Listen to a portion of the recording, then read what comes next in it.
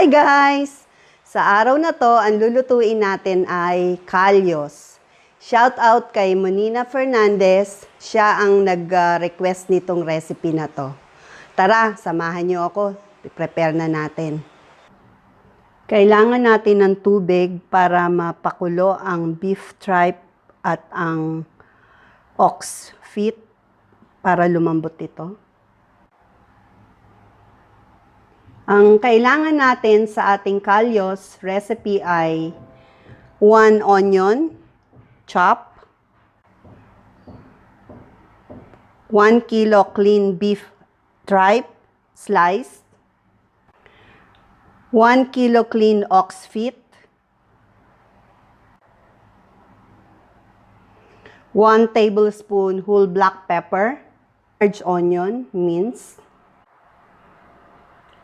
1 large garlic, minced, 2 Spanish chorizo, 1 kilo clean beef tripe, slice, cook, 1.5 kilo clean ox feet, cook, 1 can garbanzos, 1 large red bell pepper, cut, 1 cup tomato sauce, salt and pepper to taste, broth, 4 tablespoon olive oil. Ilalagay natin ang onion natin. Iboboil natin ang ating mga ox feet hanggang sa lumambot siya. At kailangan malambot na malambot siya.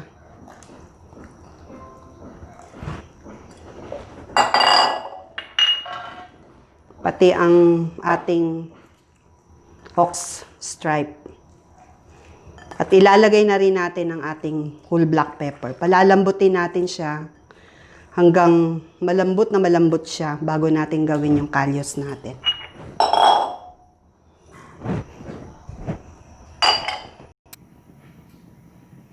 Okay guys, ang una natin gagawin ay pinainit ang oil, ang olive oil, and then isusutay lang natin ang onion.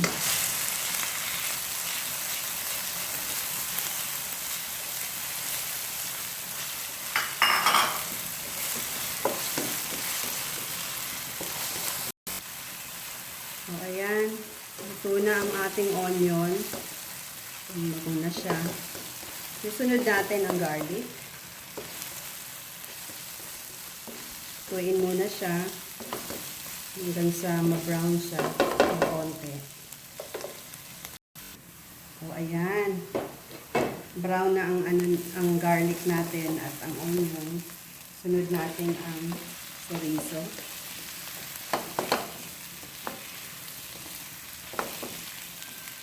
Hintayin lang natin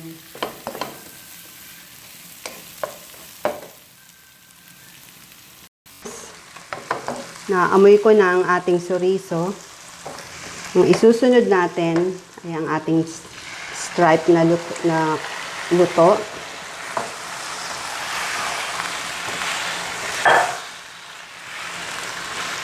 At ang ating ox feet. Haluin lang hanggang mahalo siya at isusunod natin ang tomato sauce.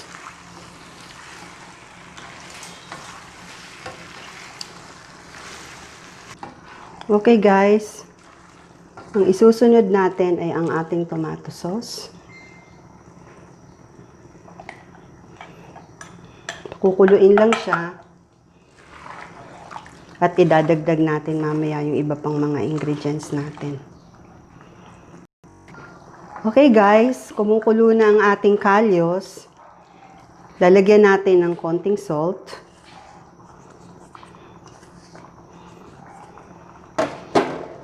At pepper.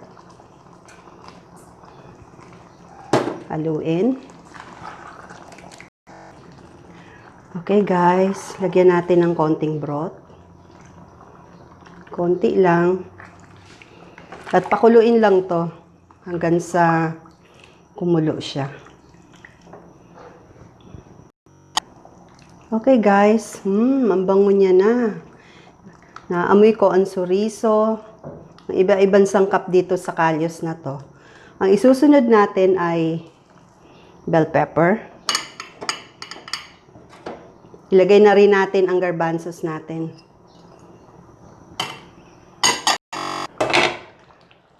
Okay guys, luto na to. Ang bango ng ating Callos. Ready to serve na to. Sige, ipe-plate na natin.